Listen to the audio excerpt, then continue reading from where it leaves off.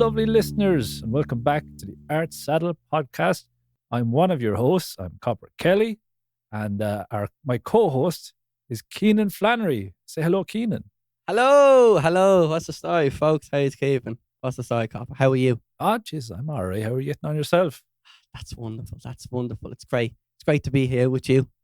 Spending a lot of lovely time with my friend. Flatterer, yeah. But That's great to be back chatting to you again. It's been a week now since we're chatting properly. It's been a fair while. You've had an eventful week. I have. That's why I even asked. I was like, what did we do last episode? Because it just feels so long ago that we fucking did anything. So, before we kick off, actually, just as usual, as I say every week. Man of business here, Keenan is. The man of business now, you know. It's the mullet. Business in front, party in the back. Isn't that what they say? That's it. But reach out to us. It's the Art Saddle Podcast on Facebook and Instagram. It's the Art Saddle at gmail.com. That's Gmail with a G. And you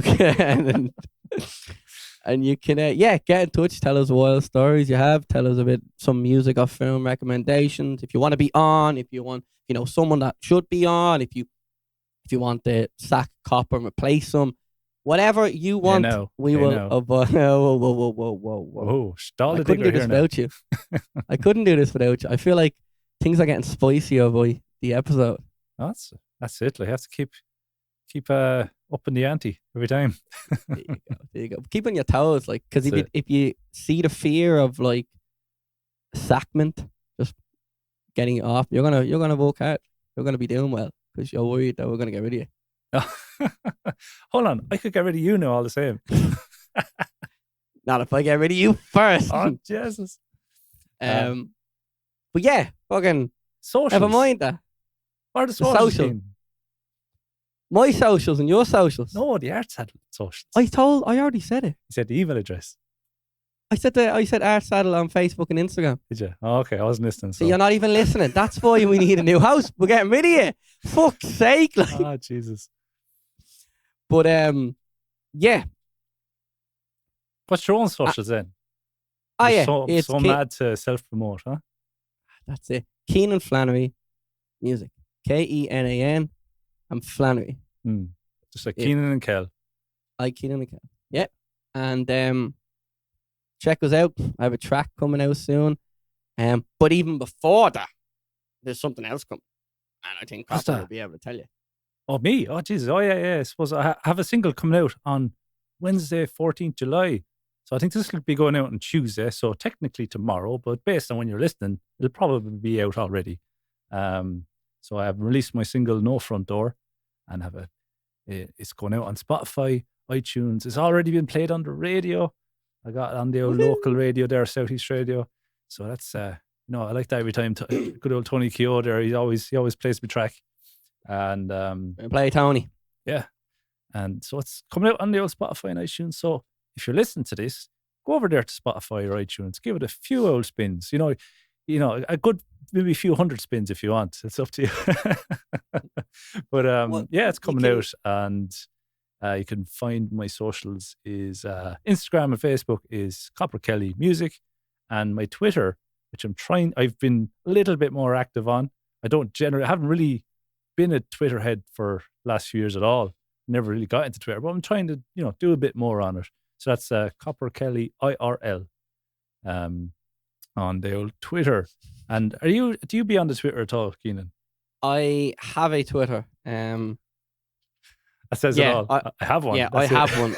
Like, I keep forgetting because like Facebook. Do you follow me on it? I think I unfollowed you there the other day.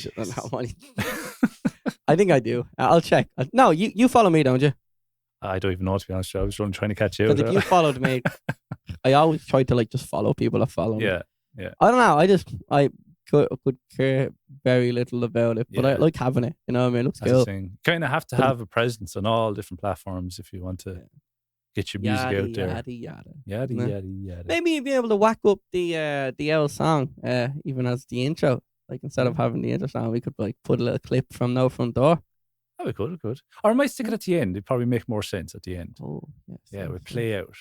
So if you're listening to this, stick around to the end of the podcast, and you'll have a now listen of the new song. I'll stick it at the end. There's no front door upon our house. Beautiful. Thank you. I'm glad you say. I was worried you want. Oh, You left me hanging. What was I going to say? Oh yeah, like Instagram is probably my biggest platform. It's one I'm most active on anyway. It's one I have most fun on. I actually reached 2,000 followers there yesterday. Milestone. It only took 800 posts over the course of like 4 or 5 years. We got to 2,000, and hopefully the next 1,000 will be easier. But sure, we see how we go. They say that, don't they? They say, yeah. That's it. The first few hundred is like really hard, and then once you get to, I don't know, a few thousand, it's probably supposed to get easier. But we'll see. We'll see. Here we go. We will fucking see. Yeah. We'll be watching what you're doing. That's it. Yeah, like, you're super active on it. Like, I watch what you do, and I'm like, I want to be active on it. It's probably my biggest one as well. I just can't. Like, I just don't have the arseness of it. Do you know what I mean? And that's why I love live shows. I could just go and talk to people and be like, listen to this. But now you have to do everything online. I'm like, no one gives a shit about what I say. So, like, that's why I started a podcast where I tell people what I say. Look, if people listen to this, they might give a shit what you say. That's the thing.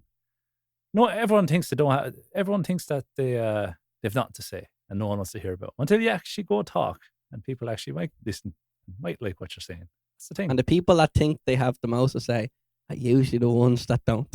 That's the fucking thing. Yeah. Exactly it. Like, do you ever get them people fucking here we go. You've set me off. Do you know them people that when you're having a conversation with them, it's like one-sided. Yeah. It's like they're talking to themselves and you're just agreeing with them. Yeah.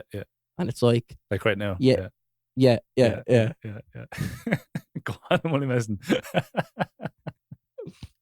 We need to take them and put them into a big sack. Yeah. And just out into the sea. That's it. Done. Yeah, that's the thing. Finish. It's always the people that have nothing to say are the loudest, and the people with something to say are the quietest. That's always the way. So that's why you never shut the fuck up. Jeez, no. You're walking thin line now, by Thin ice now. But I suppose we usually get into the news. There's not a huge amount going. Do you have any old news to tell us about Keenan? Hold on, we do our little news time. News with Keenan at 4. No, fuck all news. We think. Well, Sinead O'Connor hasn't been up to much. Well, there's a small little thing with Sinead O'Connor. Just that there was a All Together Now festival in Waterford, or as they say in Waterford. It has been postponed. It was supposed to happen in August, I think, but it's been postponed until 2022 because they exhausted all possibilities to enable the festival to happen.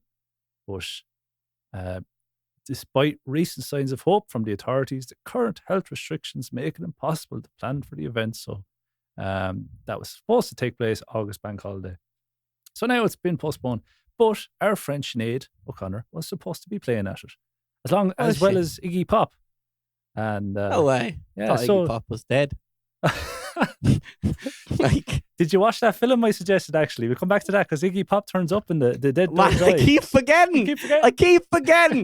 It's just funny because Iggy Pop actually turns up as a zombie in no way. Film, and just you mentioned that. Oh, I thought he was dead. I'm gonna give you a fucking pen. Write that down now. Add it to your list. Dead don't die. The dead don't die. Yeah. Dead don't. So Iggy Pop appears in that, and my good friend Sturgill Simpson appears in it as well.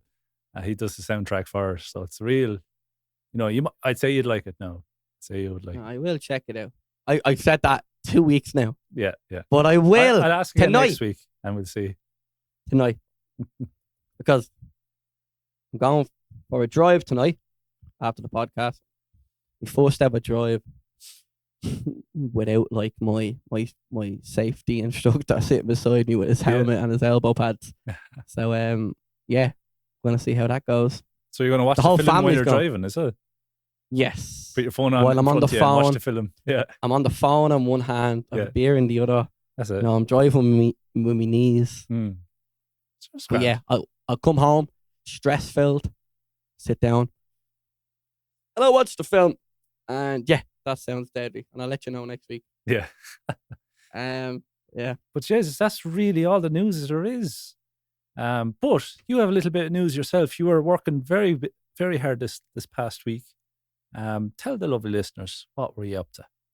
Or tell us as much as you can, because I know sometimes these things you can't give away too I much signed information. nothing. I've signed nothing, so you know. No non-disclosure agreement or anything. Yeah, fuck them. Tell everything. Tell everything. So No, I was working on a short film called Robin in the Hood, and it's based around this Norwegian girl. True story.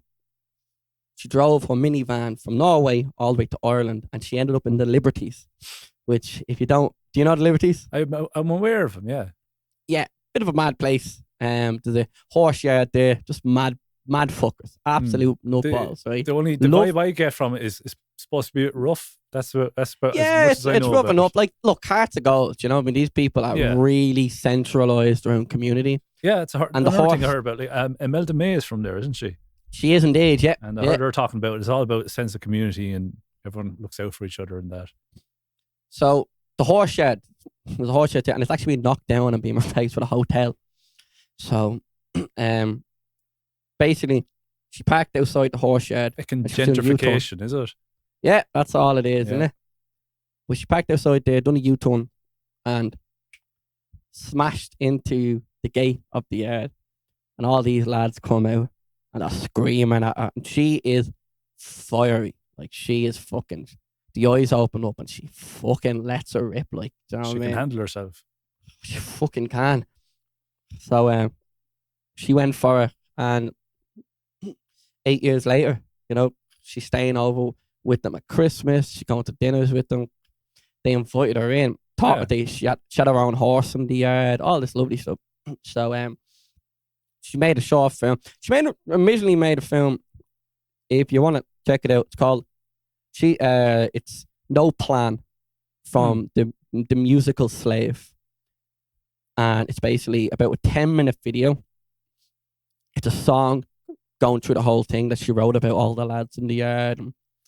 And it's footage that she filmed. So she got funding and she decided to do a short film about 15 minutes where it tells a story. Robin in the Hood. They fall, you know, she falls for him and he's a part of the gang, and then he gets locked up and he breaks out of prison and they run off to the countryside, all the gang with the horses. And it was insane, like really good. I worked as a boom op and done a bit of mixing on, you know, the little fucking sound joke. You have the lingo already, the boom op, the boom operator. The boom op, trainee boom, they called it. Yeah. But it was mental. Like, it was fucking, like, you had one actor and then you had her, which she was the director as well. So she was acting and directing. And then you had all these absolute fucking nutballs on horses, right? Horses. So there was no, like, you know, continuity just went out the window, you know? Do you know this whole thing of like, okay, well, you stand there, okay, next take. Oh God, you want to make sure your hair is still in the right position. You make sure your shirt's the right color that you had the last scene and all that kind of stuff. So there was no continuity person. Oh yeah. Now they did do a good enough job now, but no, it was wild and fun and fucking the antics in it. It was insane. Like, it was fucking real documentary style as well, you know. So, but you know what I loved about it is it had this very like student independent feel to it because it was hectic, but it was insane. Like, the people behind it. So the executive director of it, that heavily funded it, is Glenn Hansard. Oh yeah. Of the Frames fame. The old Frames. Have you ever have you met him? Was he there at all or? No, He just it was just really put the money into it. Yeah. That was more or less the main thing. Oh, yeah. Executive producers, that's their main job. People kind of, when you see executive producer come up in the credits, a lot of people don't know what that is. It generally means they're kind of putting a lot of funding behind it. They're not necessarily on the set calling any shots. They just kind of make the investment into the film. That's generally what an executive producer does. He fucking done that, and it was cool to see his name on it. Who else? Patrick Jordan. He done all the camera work for the fucking Young Offenders TV show. Oh yeah, that's a great show. Peter Neisel, which is the sound fella that I was working with, and I would know him personally. He worked on sound for the Vikings TV show as well. Oh yeah. Couple of other heads that have been worked on. One of the girls, she worked on wardrobe, and she's like made hats for Lady Gaga and stuff like that. And so there was a lot of really powerful, really fucking talented people behind this project. So it was really cool to work with them and just fucking have the crack. Like, it was wild. It was absolutely wild. I loved it. Yeah, fucking loved it. I did. And funny story, I added the film guy on Instagram, and his first picture is just him and Sinead O'Connor. Like, the last picture you put up, him and Sinead O'Connor, the witch doctor. When she has an autobiography coming out, and she done a thing for BBC, and he like recorded, shot it on camera, and it was just really funny to see her, casting a spell on him, Yeah. With her headless frogs and I have news. Pubic hairs of virgins and stuff like this, fucking stirring into a pot. Let's hope Sinead never hears this podcast. Yeah, man. Could you imagine? Fucking I got a gig, like, supporting Sinead O'Connor, and then she found out that I just called her a witch. I want him off. I want him off the stage. Get him out. No, but it was really, really fun. And what kind of schedule were you talking for that? Was it all hours, or about between like 12 to 14 hours a day? Yeah. So it was a bit like we always went over. Like, there wasn't one day, and I know. What I learned is typically people, each sector will negotiate their own. Obviously, if you have a company that has sound and cameras, whatever, but you'll hire a camera crew, you'll hire a sound recordist, you'll hire whatever, and each of them will negotiate their own pay. And a lot of them did this on the dime, just to help out, because they knew her and they knew other people, so it was like a kind of a favor. Yeah. And I think they all agree at it, because the hours were mental. Yeah. But we all had a great time. Like, we all really enjoyed it. Got to see crazy places. I was up what was it? Martina owns Martina Guinness. Part of the Guinness family. She owns a place in Kildare. And Glenn Hansard is living up there at the moment with her. Big farm, big house. Ronan O'Snoggig, the Belron player in Keela. Oh yeah. He posted a picture of him. I thought he looked familiar, right? Yeah, he's in the film. He like plays the farm, and I got to jam out with him with a guitar. So it was really cool, a lot of fun, and the people were lovely. Like, and like, kind of breaks my heart, because I'm realizing, like, if you walk in a coffee shop, you get to know the staff, you love them, and that's it. You walk with them. But like, on these film sets, it could be a couple of months, it could be a week, it could be a few days. Yeah. But that's it. You probably will never walk with them exact same people in that situation again, which kind of makes me go like, oh, well, because I really did enjoy it. It's great. Yeah. Like, it's fucking insane. But I know you have a bit of experience working as a boomer, don't you? I did, yeah. I have friends of mine that years ago, they wanted to film a little sketch comedy, and Jenny Mac, I didn't think I have to figure out what the name was again. Something like Dice. I'll have to check that and come back to you. But a friend of mine, Mick Corcoran, and he himself and a mate did wanted to do a little comedy skit, and I was the boom operator. And I learned the trick of placing the boom end on your foot. So you're holding it for hours and hours. You're not like holding it above your head and like absolutely breaking your back and all this kind of stuff. You're just like rest on your foot and it's perfect. But I did have, I suppose I was on another set for a film one time as well.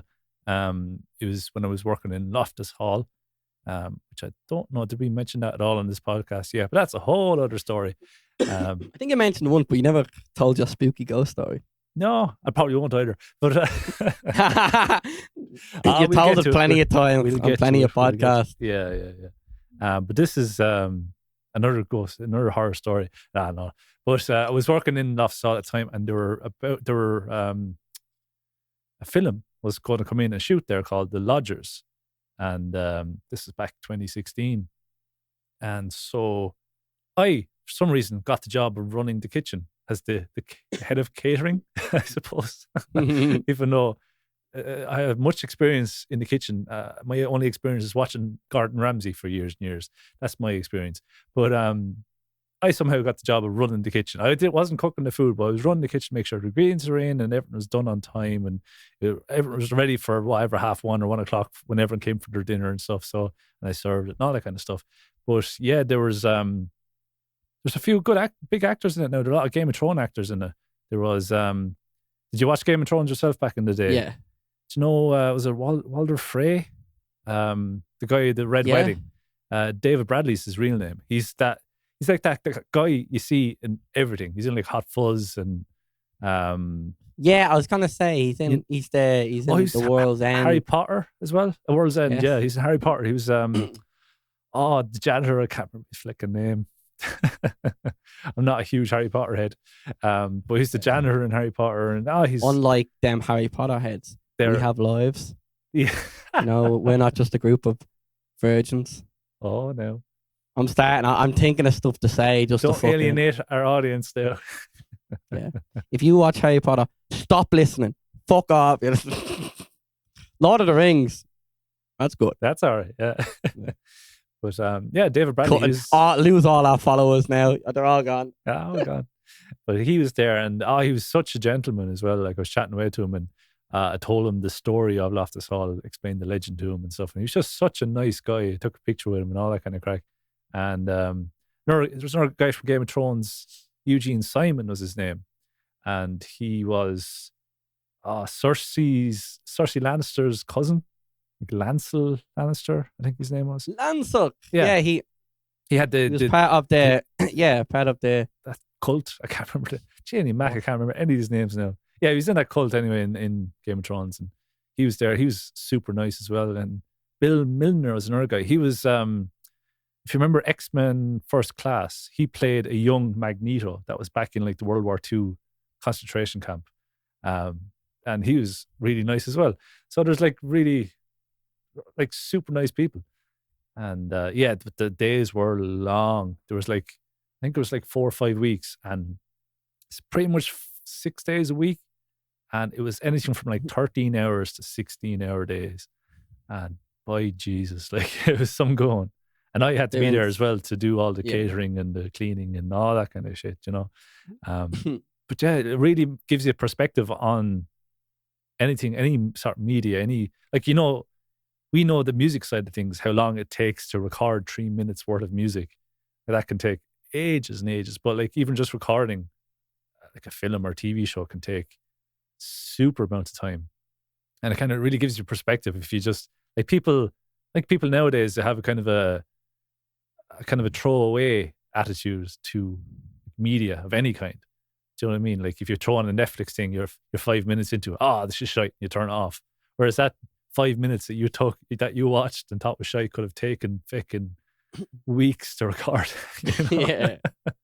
By a team of like 50 people and that kind of thing. So it is mental. I think it's all to do with like the price of content now. You're not paying mad money to go to cinema, buying a DVD. Yeah. You pay a monthly fee for Spotify and a monthly fee for Netflix.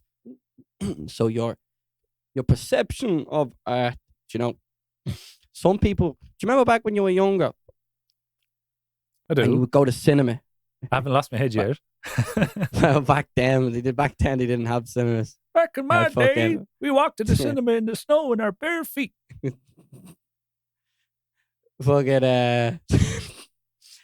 yeah, like, they were days out, but that was the thing. They were fucking days out. Like, Yeah. you know, you go to the cinema, you go, you get your popcorn, you maybe go for a meal after. Like, you'd spend your whole day in the cinema. But now, like, very rarely people just turn things on to turn off.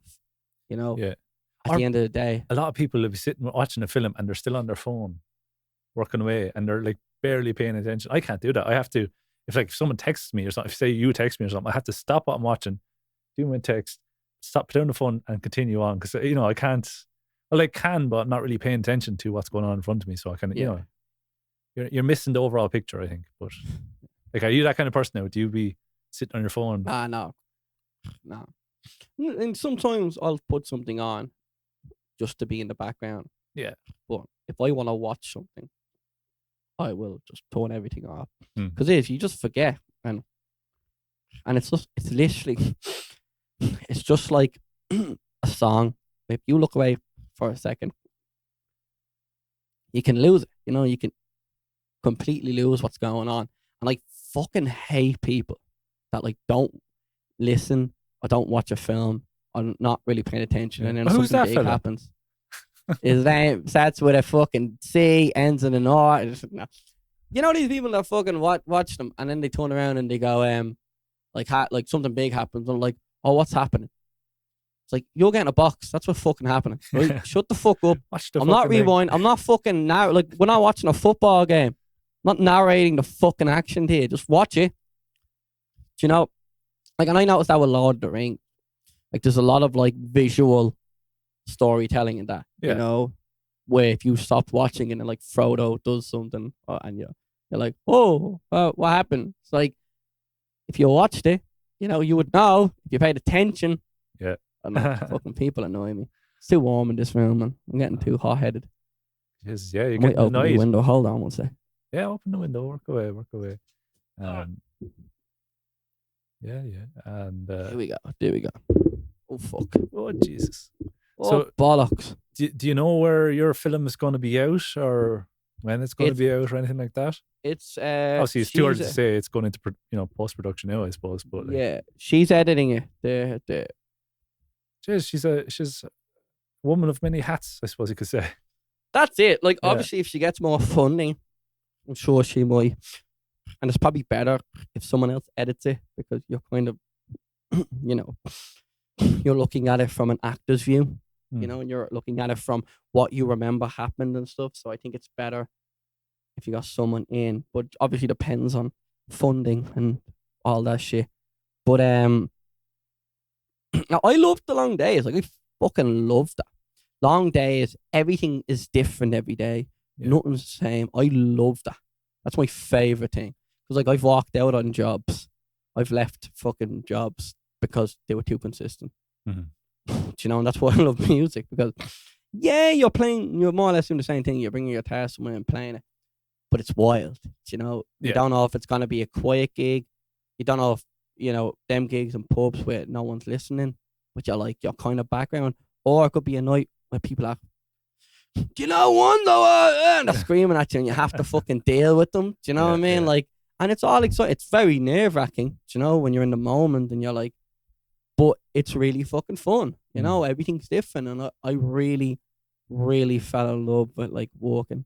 And it doesn't help that my fucking boss is an absolute fucking legend, right? Is this in the Temple Bar place? was it? No, the fella that worked on sound, Oh, the for the film. movie. Yeah, Peter Neusel.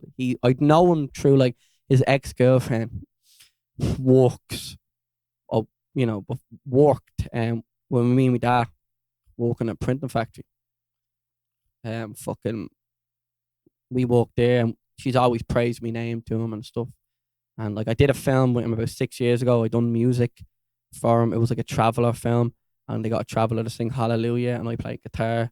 Oh, yeah. And yeah, like over the years, we've always been in and out of touch. But like, it was a legend. He was like, "Oh, come on, do boom up." And then at the end of the week, the behind the scenes guy that was taking all the pictures, Nathan Bat, he would usually do boom. He's a boom trainee or boom assistant for Peter for the past 2 years, and he came on to do behind the scenes footage and take pictures and stuff. So by the end of the week, he was doing the sound, and I was doing boom, and Peter was asleep in his car, and like he was just conked out. He was mad into whittling. That's his new thing. So he'd be on set. He'd hit record on the little recording yoke, and he'd just fucking sit there whittling, and we fucking whittling is like a little. You have a stick and you're knifing it. Yeah, kind of. He's turning the wood off. He's making a wooden ball. That's what he's making. So he's trying to do that. I found wood on fucking down at the set on Friday, and it was on Saturday in Kildare, and I was like, oh, my boss would love this. So I brought it over, and he was like, cheers, man, cheers. And he takes and he's fucking whistling away at it. But it was so much fun. And that's it. Like, I've got a lot of inspiration from it. Like, I'm working at the moment on writing my own script. Oh, yeah. Because I'd love to do a short film. So I'm just walking away. I'm planning it in terms of before I start writing. But I have a general idea on what I want. So. Oh, yeah. Well, if you ever need a co-actor, I know who I'm coming to. I know I'm coming. That's it. You don't have any, like, that boom stuff, but obviously what you used was rented, was it? Yeah, it wasn't mine. No, I was using the mates or whatever it is, yeah. But we'll figure something out. We're sound engineers. We'll figure something out. We fucking will, yeah. Don't worry about that. But fucking, yeah, no. I got a lot of inspiration from it. I was like, 15 minutes, like, I can make something really fucking cool. So I have an old idea now. Because I was literally thinking the other day, geez, I'd love to do a little film of some sort. Even like a horror film or something. That'd be cool. But that'd be unreal, yeah. Well, if you're looking for an actor, that's it.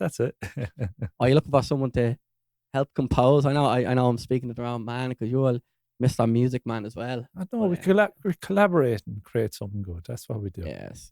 Exactly. I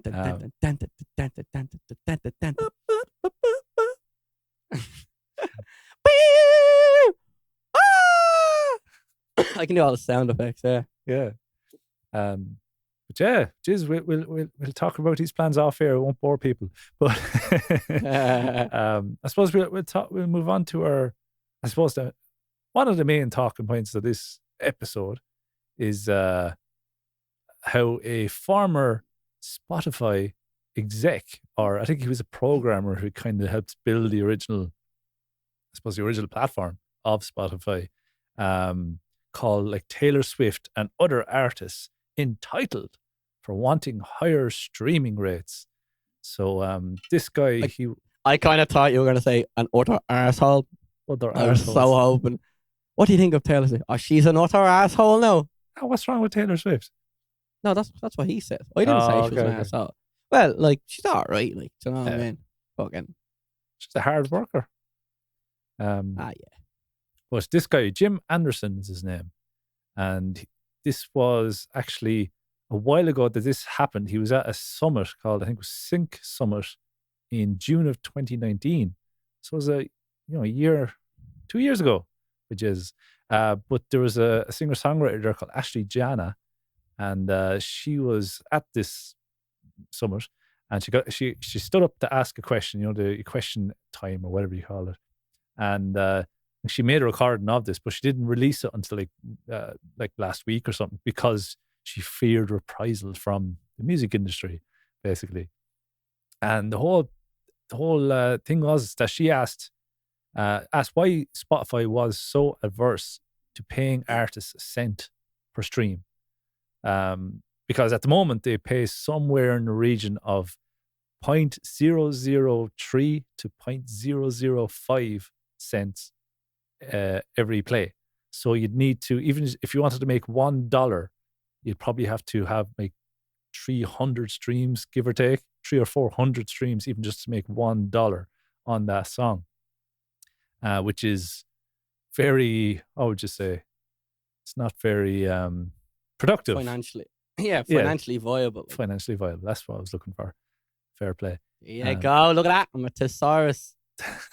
I'm a Tyrannosaurus. You're getting skilled by the dyslexic. Oh, are you dyslexic? Are you? Hopefully. Because this is the thing. If I'm not, I'm just thick. You're just thick. You know what I mean? So I'm kind of like, I'm something. Oh, I'm something now. Yeah. But I don't even want to know if I want to find out. Sure. Look, you're all right. You've gotten this far. Yeah. Yes, I have.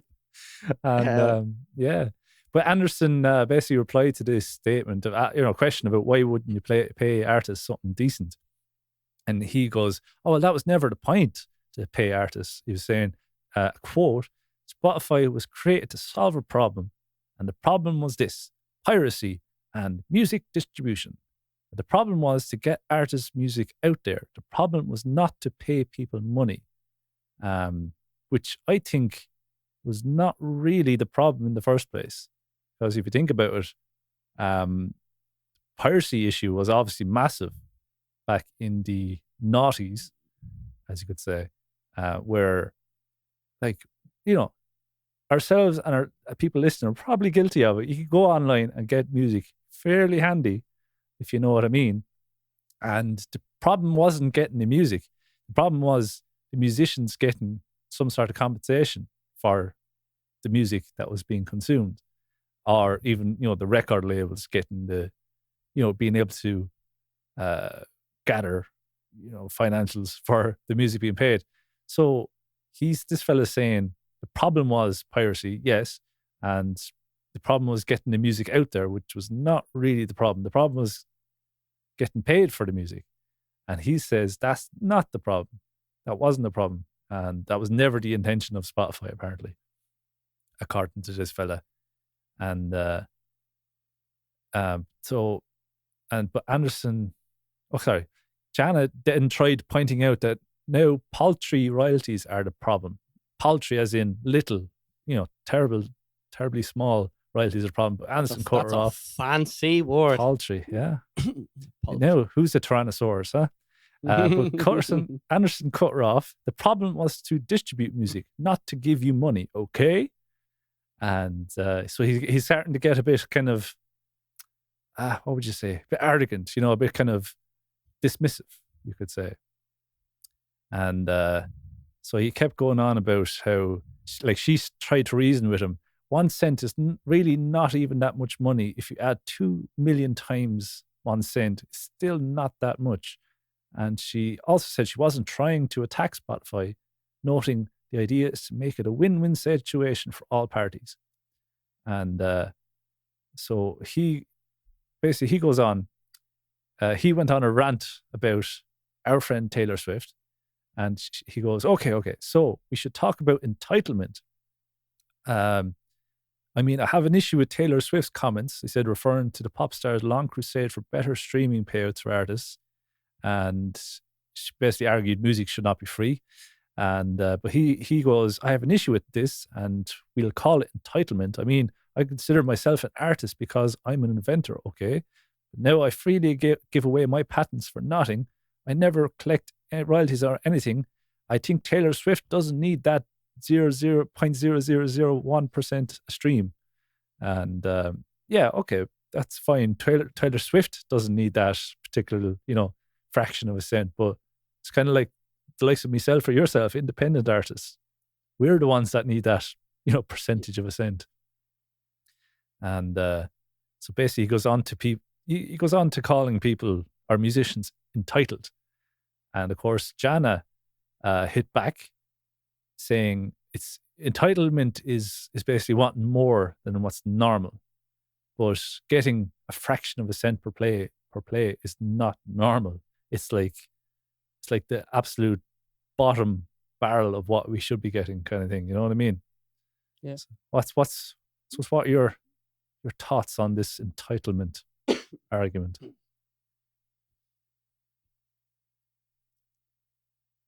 I think well, from the beginning, as you said, we put ourselves in this situation. there is a split between artists and consumers. As an artist, you want to make the money that you rightfully deserve for your art, but as a consumer, you want to get things for cheap.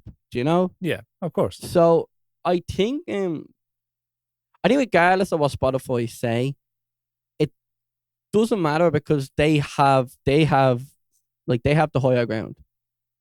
You know what I mean? Because we're all using Spotify until the day that we stop using it. They don't need to pay. You know what I mean? Yeah. They really don't. You know, people going, well, you should pay more, and they go, no. That's it. Yeah, They're not held to any account by anyone really. Yeah, and then we go, fuck that. But I still listen to Spotify. You still listen to Spotify. Yeah.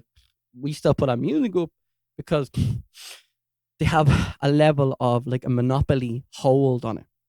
So I think the only way is if a new app can come out that can do what Spotify does, but better.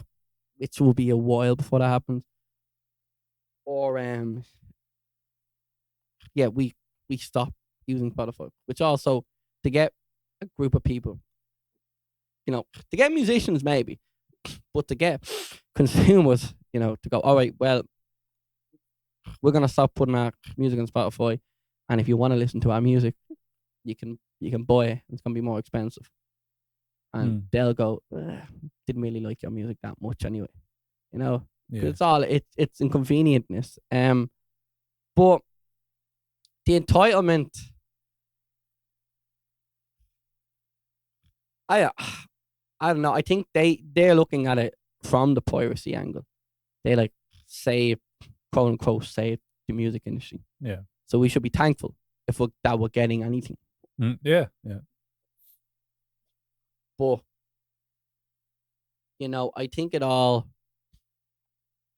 if you make money from something, you make money from what other people are doing, you should pay it. It's like you do a free gig and the bar won't pay it, but they're making money through drinks because of your entertainment. It's like, I'm getting you, like, you probably wouldn't be as busy if it wasn't for the musician. So you should pay them, right? Spotify are making money because of the convenience of having all these artists in one place. They're making money through memberships, so they should pay out artists. But then, you know, it all boils back to, you know, €5 for a student a month, €10 for an adult. Yeah, you know, it's not a lot. No, it's like half of what you would have paid for an album back in the day, like a CD album. Yeah. And that's the thing we are. And then we turn around and we go, well, if you buy my album, it means like, what was the thing I was saying? It was like a €10 album. If you buy it, is like, it will take like 5 years for like the average musician to make that 2 streams. Yeah. Do you know what I mean? And it's a really endearing thing. And like when you put this up, you might get a couple of buys, but then it all boils back down to convenience. Do you know? People go, I'm going to support him, throw him a tenner.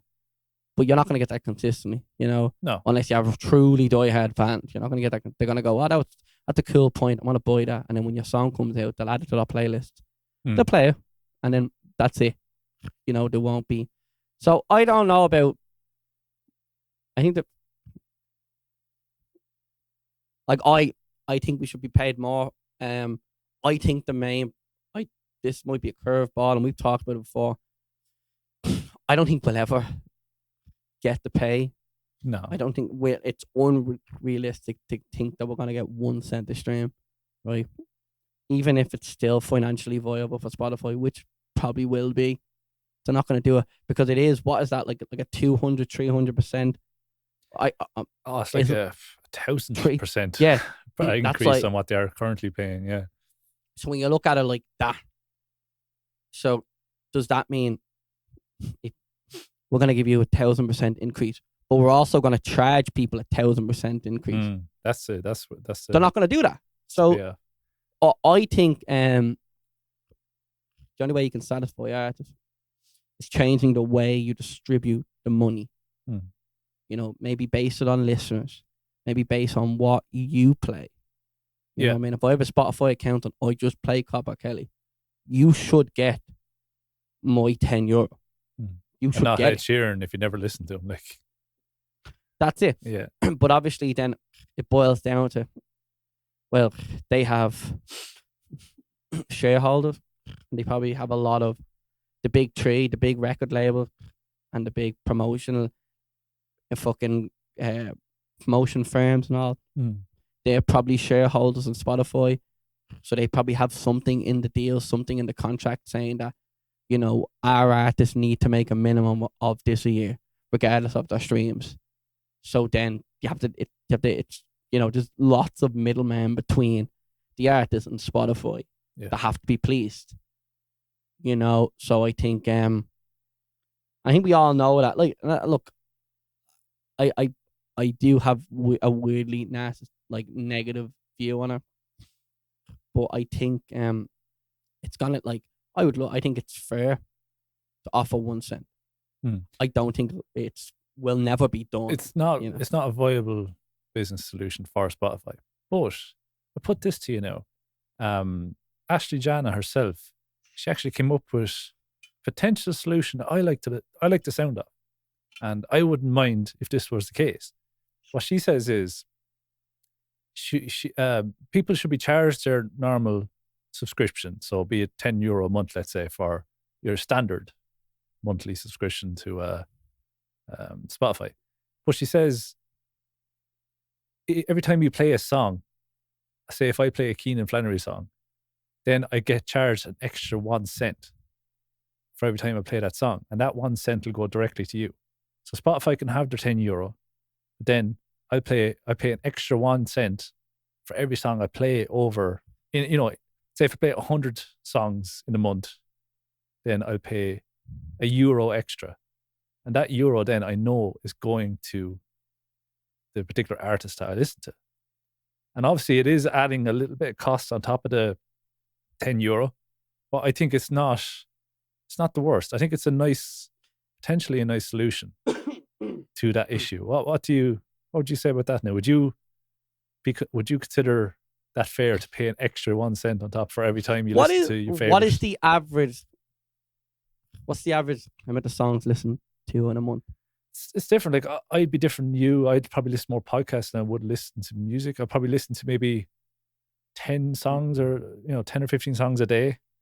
Maybe an album a day, maybe. So, but that thing is like just 10 cents a day. 15 cents a day. But what is the average? What would you think the average that a normal music listener would listen? That's hard to say. It could be, well, if you stick on a playlist and go do something, you could be listening to 20 or 30 songs a day, maybe. Depends on how you consume. I was honestly thinking more. I was thinking like 40 or 50 a day. You would listen to 40 to 50, okay. Yeah. No, but that's kind of what I'm thinking. But if you multiply that, and I'm going to let you do that job because I'm hopeless. You're asking the wrong man. So 50 for 7 days is 450. 450. I think. So, no, 350. 350. Told you, you're talking the wrong man. So that is 350 times 4. So 12, 9, 10, 11. So 1,100 a month. So you're talking an extra €11. So you're paying, with your subscription of 10, you're paying an extra 11. So you're paying €21 a month. But you know that music or that money is going to the artists that you listen to. They get a cent. Yeah. If for that to work, you either need to get every single streaming service on board, which won't happen. Because what will happen is Spotify will go, well, we're the big players. We're going to do this. We're going to give everyone 1 cent. And then Apple Music or Deezer or Tidal will go, you know what? We're going to lower our prices. We're going to keep it at €10. We're going to keep it at, for everyone. So you can listen to all the music you want and you don't have to pay extra.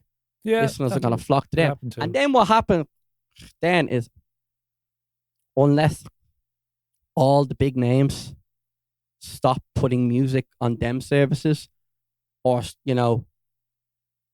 like if you're still putting music on Apple Music and Spotify do this great thing, and Apple Music go, we're not doing it. There will be a shift because Spotify's the big thing now. But then like Spotify would have more of an advantage in the marketplace then as well. I think that'd be a win-win for Spotify because they could keep that all the tenor of the subscription money. They could keep all that and not have to pay fractions of a cent. Whereas then the extra cent per play is what's going to the artist and not that initial €10. And if it's the case that people, musicians would take their music off other streaming platforms and only go to Spotify because of this, then that would be a huge incentive for Spotify because then they'd get the lion's share of the market. Well, yeah, you could go about it at getting, like, building up contracts with the big 3 record labels and saying, look, if you take your music off all these other streaming services and put them on Spotify alone, we'll pay you X amount. And then over time, we'll just adjust. I would stop putting them on Apple Music if I made more on Spotify. And I think you have to get big names to do it. You have to get the big artists to publicly condone this behavior. But then also you might see place the record labels mainly care about money, so you will see maybe Apple Music or Deezer throwing more money at the record labels to go, but if you put music on our site, we'll pay you double what Spotify is paying. And then over time, that could lead to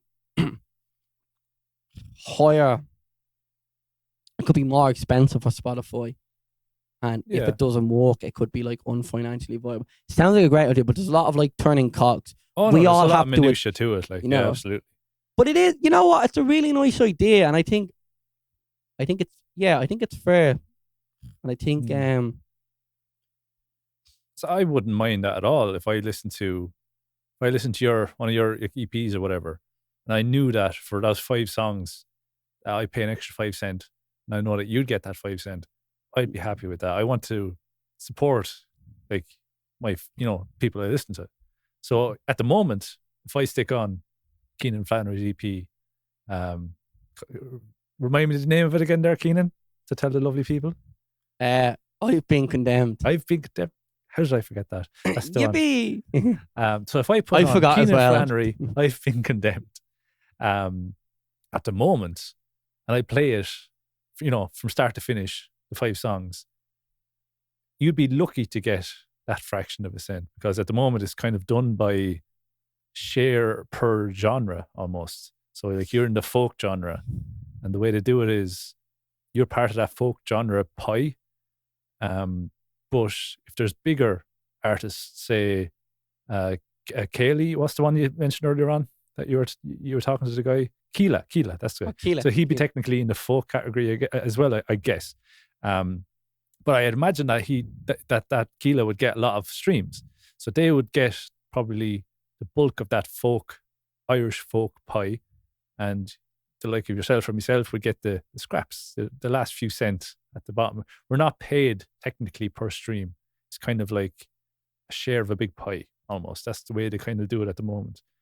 But so if I play your EP from start to finish, there's no guarantee you will make even one 5,000th of that cent. I don't know if you're going to get that. You might, if 50 people play it, then you might get a cent, that kind of thing. Yeah. So it's kind of, because at the moment it is kind of difficult when you want to try to support your favorite musicians, but you know that when you're playing on Spotify or any other Apple Music or anything, you're only kind of, they might get a cent if you're lucky.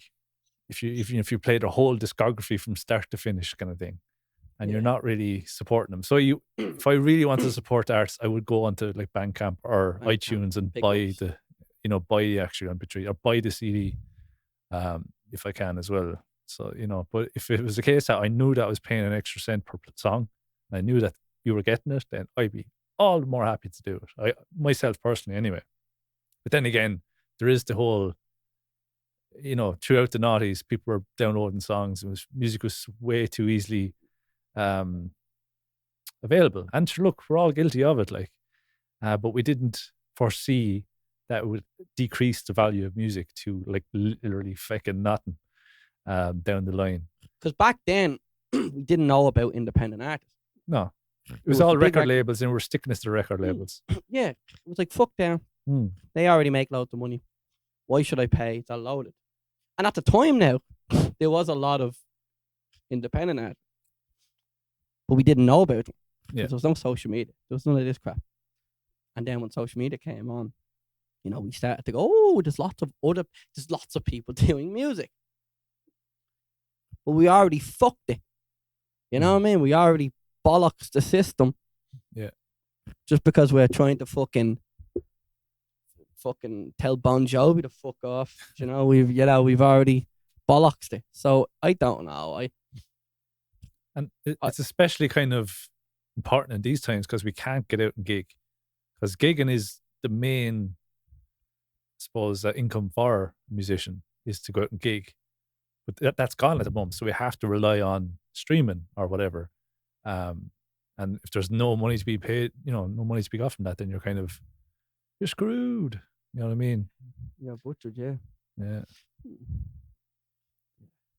But it's weird. we kind of screwed it up, but now we're paying for it, I suppose. But especially because music is not cheap to produce. It's really not. Like the way we do it, we kind of do a lot of it ourselves, so we're cutting out the cost. But if you weren't doing it yourself, you could easily pay someone, a producer, €1,000 to produce one song, and you're likely never get that €1,000 back. But even as it stands, I pay maybe a few €100 per song to kind of get produced to the level that I want to. But I'm never going to get that few hundred back either. But at the same time, I love doing what I'm doing, so I'm going to continue to do it, even though we're here complaining about it. That's not the point. But I'm kind of looking out for musicians as a whole, not just myself. But it's gone the way that people wouldn't mind paying €2.53 for a cup of coffee that you drink and you'd be gone in a few minutes and you forget about it. And they wouldn't pay €1 for a song that would make them feel a certain feeling or call back memories or enjoy in a moment. You wouldn't even pay €1 for that. You'd pay €3 for a cup of coffee, and it's kind of that sounded just mad gay, man. Makes you feel, man. Just feelings, makes you feel. man. Yeah, makes you remember. Oh, namaste. I feel. Sorry, no, I agree with you. I think, and as you said, we're all guilty of it, Yeah. And as you get older, you start to kind of process it.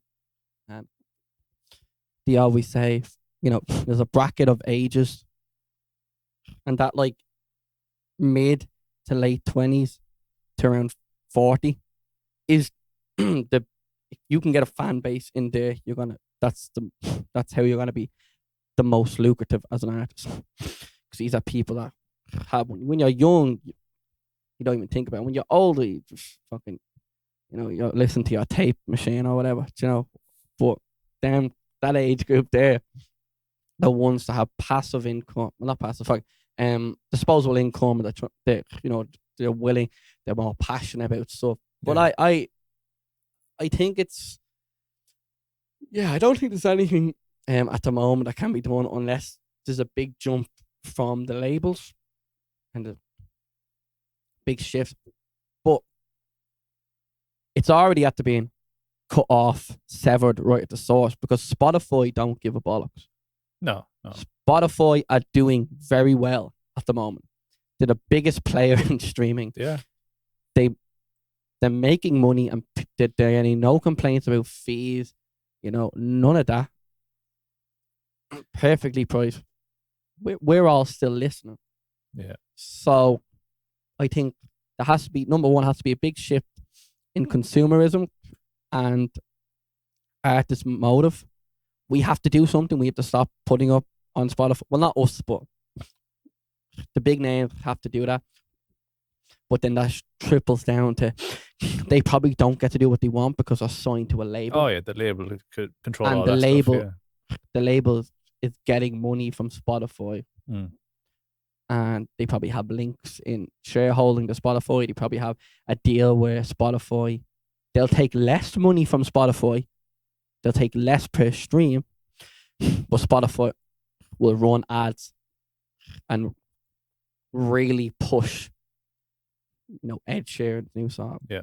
Or whatever. Drake, he'd be one of the bigger ones that'd be pushed and stuff. Yeah, yeah. So it all trickles back down to that. So I don't, the only time I see it is if,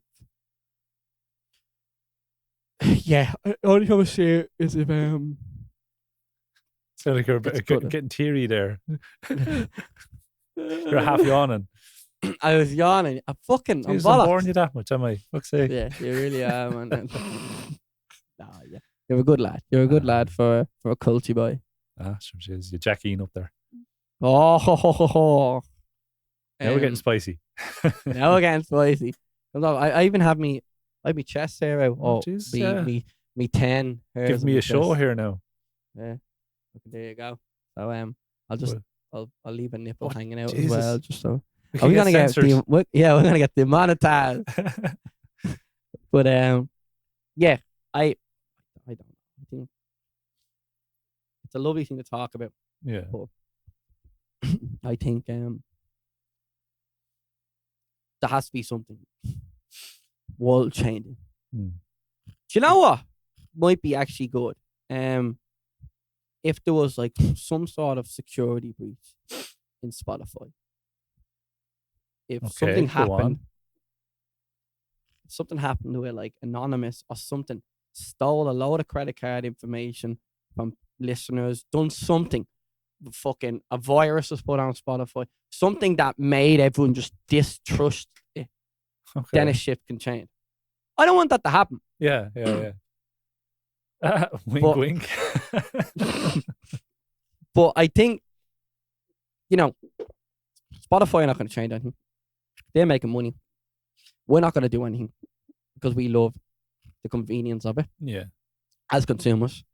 The labels aren't going to do anything. So if something happens where people go, I'm not safe listening to this music. Maybe a big scandal comes out about how your data is being used in terms of your listening habits. Something like that. A scare for the public. That might make people pull out. Maybe artists might pull out, panic. Yeah. Labels might. I don't really see that happening, but I see what you're saying. Yeah. I fucking didn't ask, Oh God. But I think what's going to happen though is the way the whole podcasting with Spotify, where Joe Rogan got that exclusive deal to only put podcasts on Spotify. Reportedly, he got 100 million for it. And you have other podcasts like the last podcast on the left, and there's a few others as well that would be exclusively Spotify. So you can't go onto Podcast Addict or Apple Podcasts. You can't hear them on that. So you have to go to the Spotify, even if you only use the free version, which apparently 50% of Spotify users only use the free version anyway. And so that's it's not it's not great for Spotify in that sense. But I think what's going to happen is there's going to be exclusivity in regards to different musicians. So you're going to have maybe Drake exclusively on Spotify. And then that'll turn into a battle where Apple will get, Ed Sheeran, let's say, they'll pay him a huge amount of money to be exclusive on Apple. And then you're going to have this thing where, do you know what, this streaming service, Netflix and all, used to be that you had Netflix and you're happy enough. But now you want Amazon Prime because there's a certain film or TV show that's on Amazon Prime. Then you have Disney Plus. You go over to watch the new Loki, or you go over to whatever other streaming service there is, and you end up like I've fucking three of them, and you ended up having way more because you have to get Sky. You used to pay whatever it is per month, But now you went away from Sky and you had your streaming service. Like, oh, I'm only paying a tenner now. But then you're going to have to get that other service, So you're going to have to pay a tenner here, tenner there.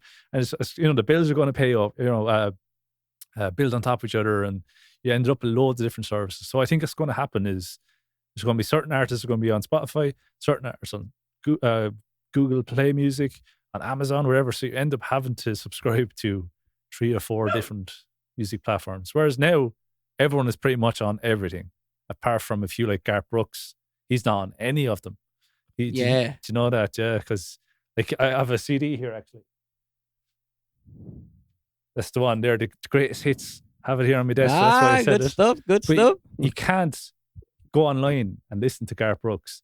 Even if you go onto YouTube and you listen to The Thunder Rolls, it's more than likely is a sound alike as a cover.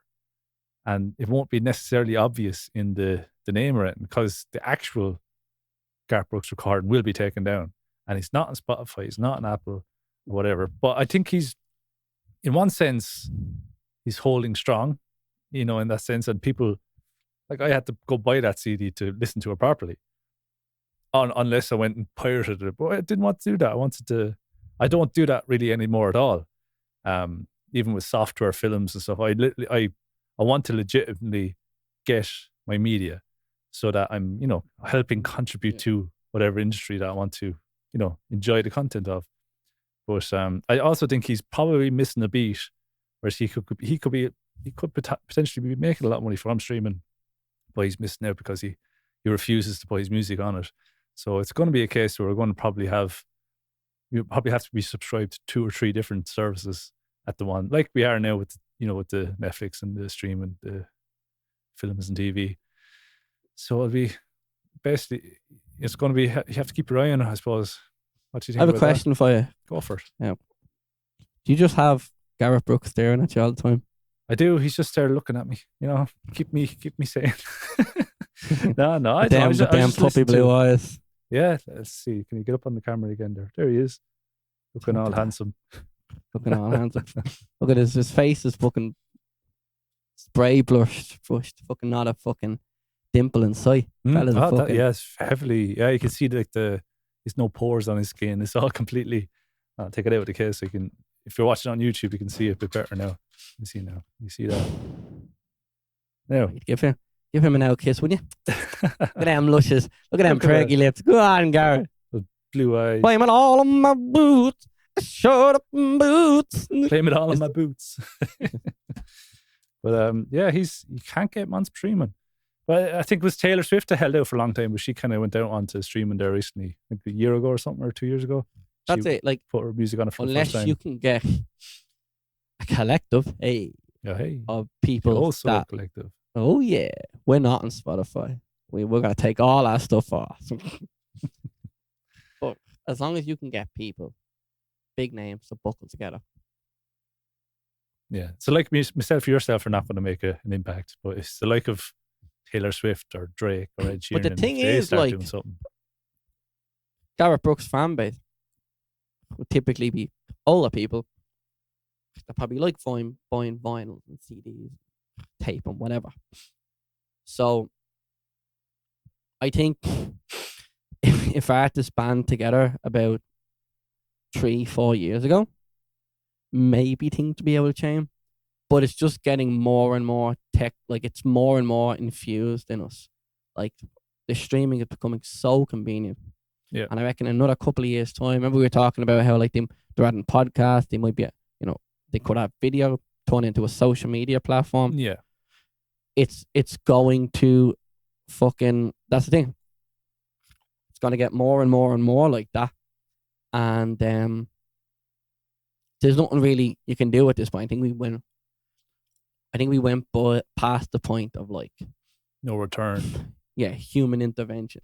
Like if they all did it, like 4 or 5 years ago, if they all went, we want to be paid.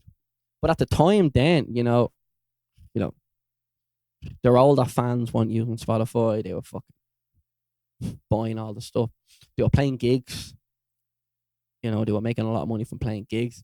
Yeah. But now, have you noticed that? Have you noticed that they're all the musicians are, all the big names are boo-hooing at the moment because it's because of COVID. Because they're realizing They're not that, oh shit. touring, they're not, Before that, they didn't give a bollocks.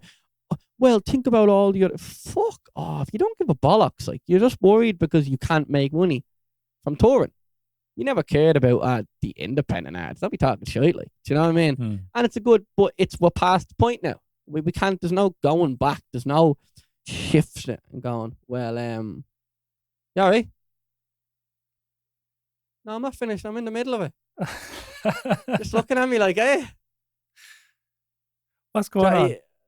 The old man staring at me. Do you want to come in and talk, like? Does he want to come on and talk? Say hello. Say hello, do you? No. All right. Well, get back to work then.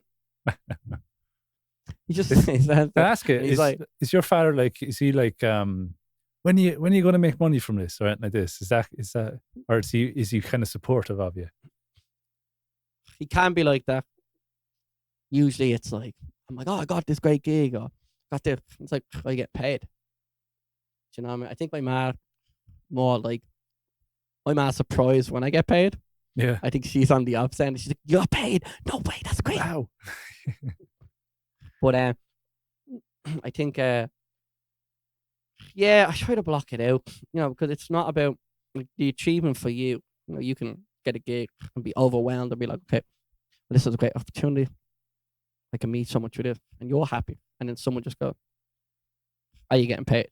And you're like, in your head, you've already established in your head that it's worthwhile and you're happy. But the minute someone says it, you kind of go, oh, I'm not. And like, maybe, and you start, that's kind of worrying. Yeah. But, yeah, like that's the thing that from the older generations where things are bought. Do you know what I mean? And like, I'm doing it all on my own. And a lot of the older generation will be like, oh, they made it. They got signed. They've made it. And like, I was even saying to me that I was like, I don't want to get signed. Yeah. And he's like, that what? What? That's the goal, isn't it? Yeah. And it's like, well, I want to hang on to everything. I want to, Own really your own work music. hard. That's it. Yeah. And super work hard. Keep pushing.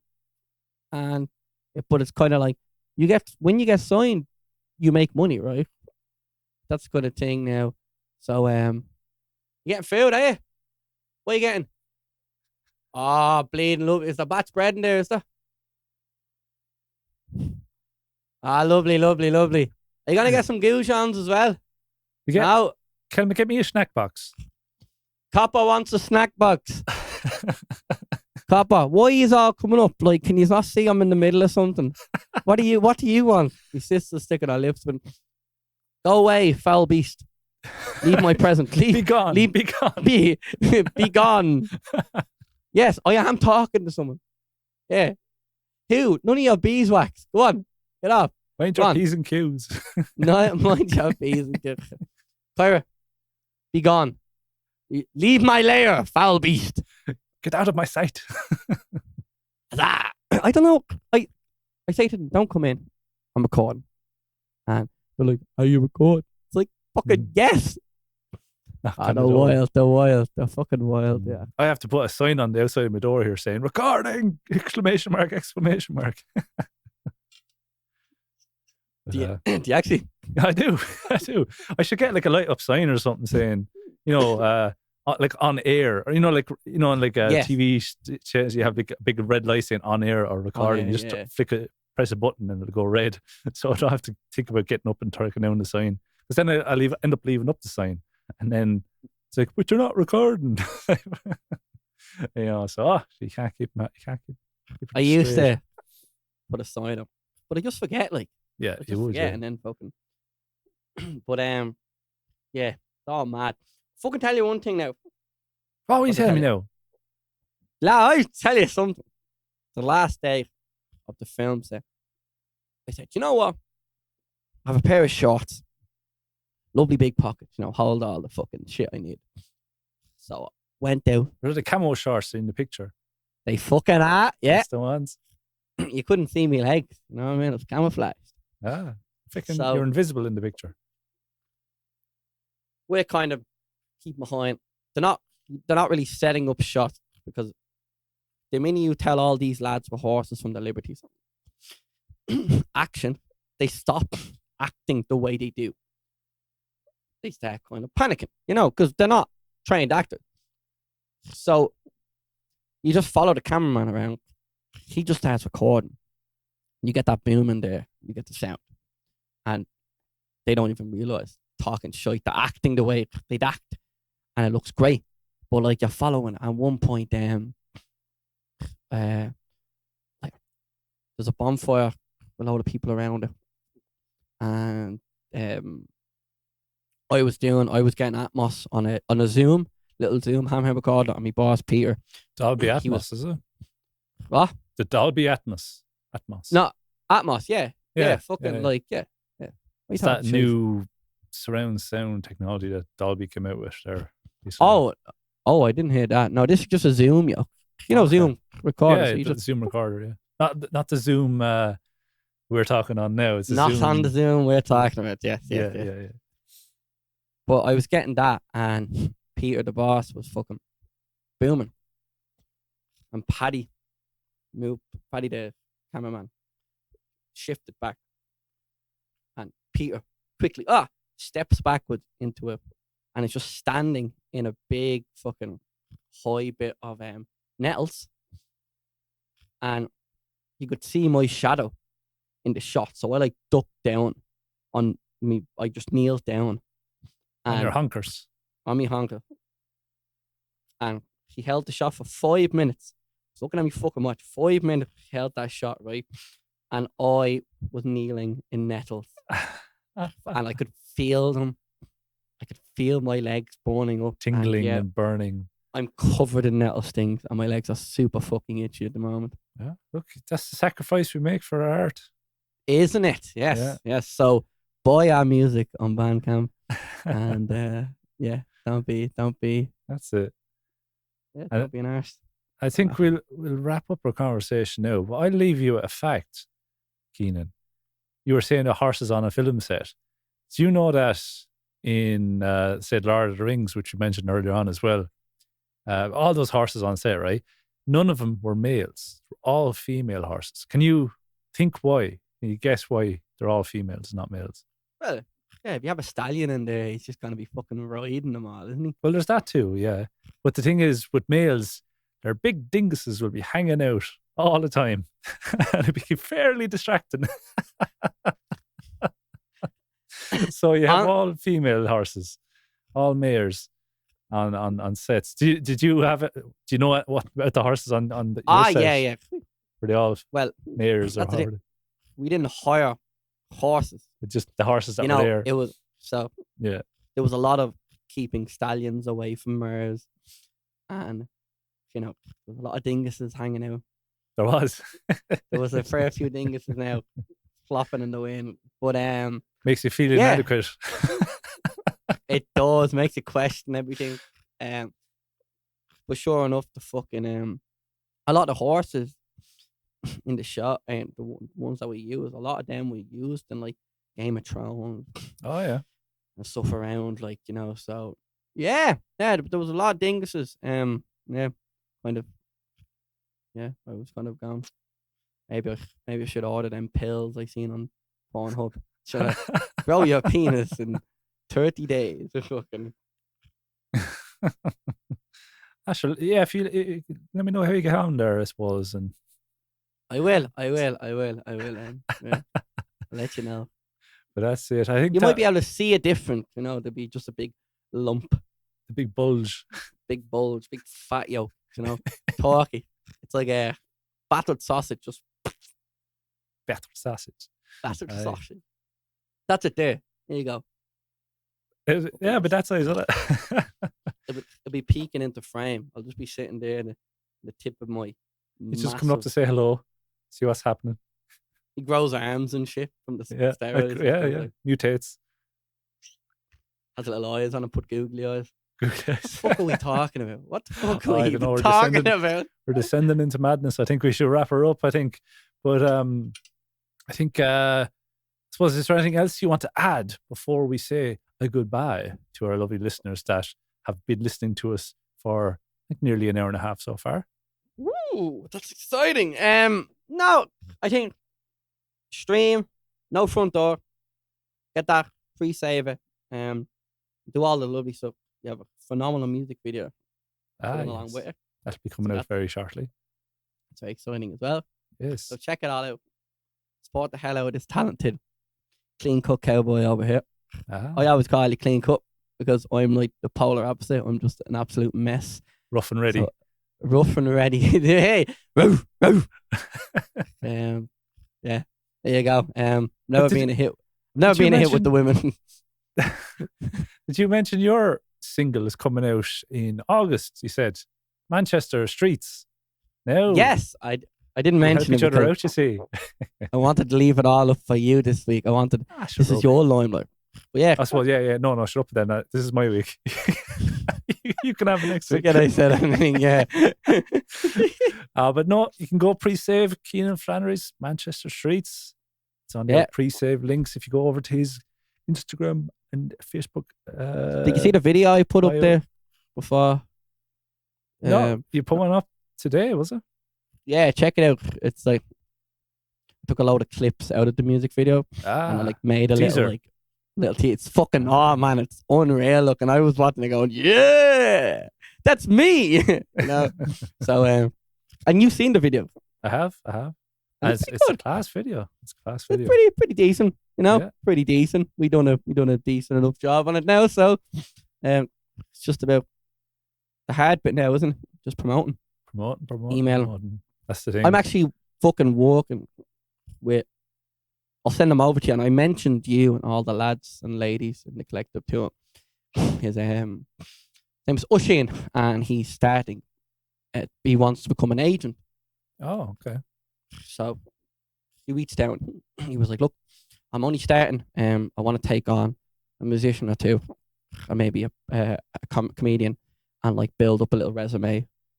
Working with them, and he's dead sound. He's really nice and kind of we fucking you know when people say agents, you think of money and you panic, but he's like, look, if I get you a gig, I'll take like 5% or whatever. But he goes, it's mainly he wants to work with artists. And I told him at the collective, and I was like, I have a couple of lads and lassies that do the music. So if you're looking for more artists to work with, I'm sure they'd be more than happy. We all love a helping hand. So no, but it's fucking I'll let you know how it goes. Fucking with fucking that's the thing. It's always good to see how, and I just love the fact that he said he was he's only starting, which I love people that just chase what they want to do. Yeah, exactly. So fair play to him. But yeah. Pre-save my shit, pre-save copper shit. I think by the time this comes out, it'll come out Tuesday, but the single's out Wednesday. So if you're listening to this like next week, then the single is already out. And it's on Spotify and all. So it's already on the radio. So if you happen to be listening to Irish Country Radio, send an old text request in for me there to, I suppose, any of the main channels that have country shows. I've sent it out. God knows I've sent it to fucking everyone. So hopefully they've opened the envelopes or they've opened the email and they've actually hit the download link to add it to their system. So that's the kind of thing as well. Like I've sent out 300 emails or something like that.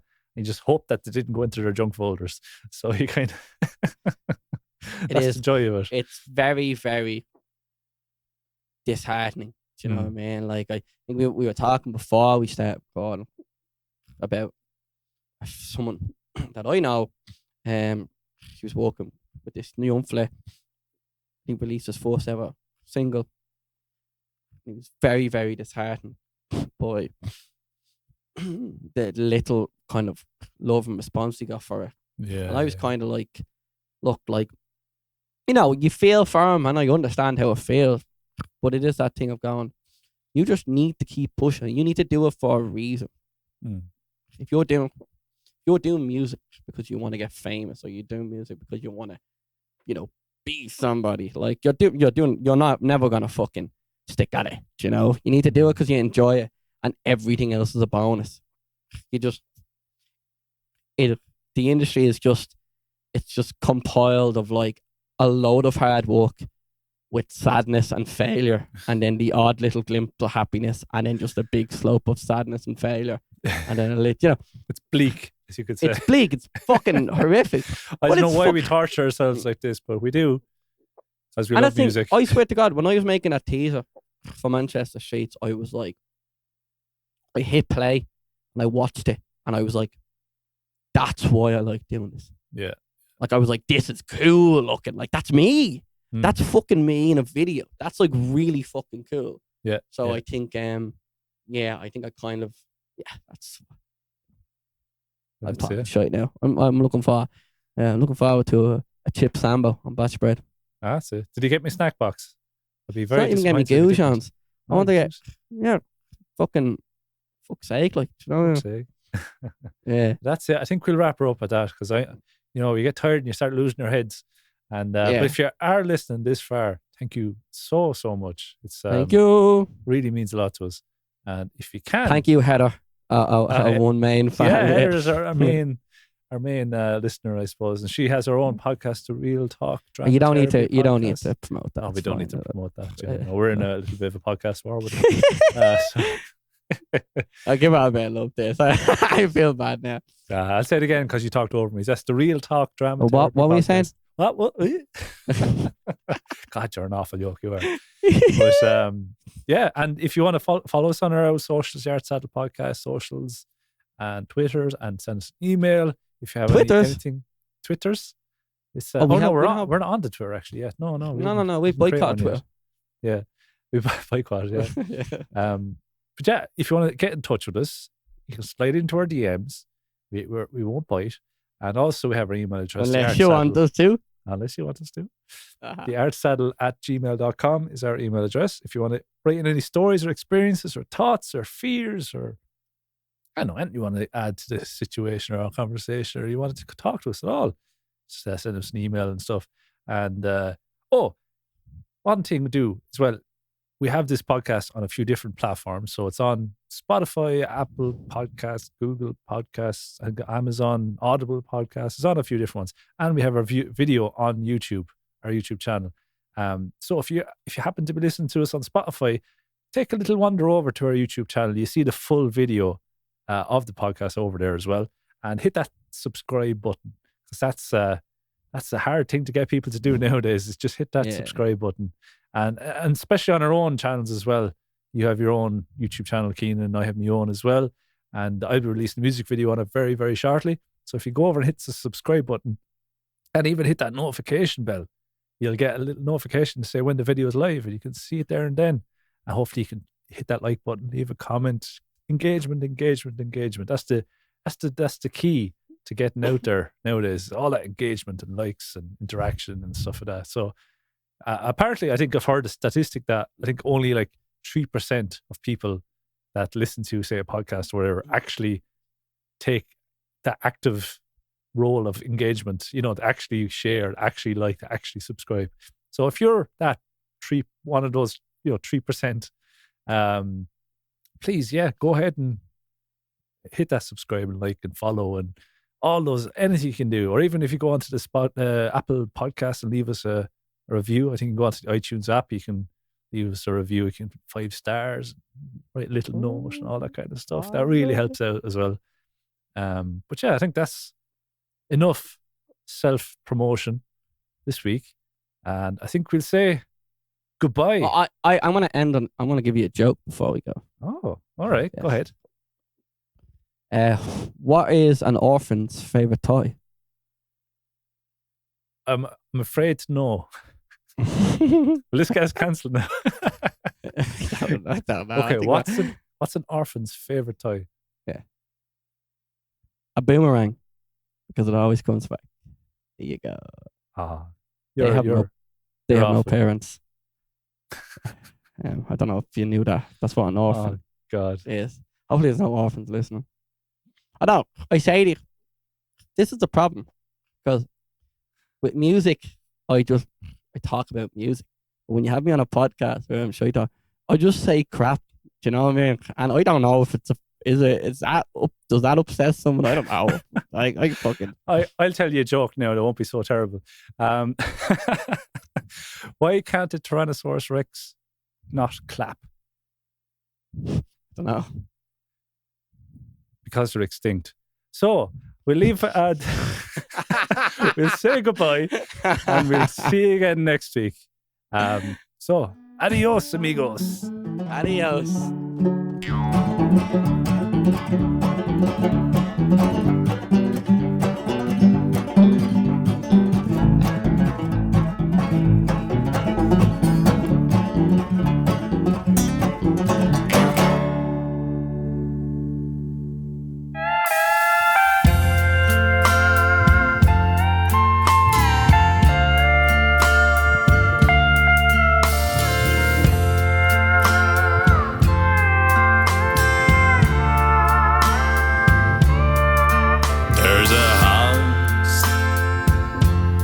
Down a rocky country lane.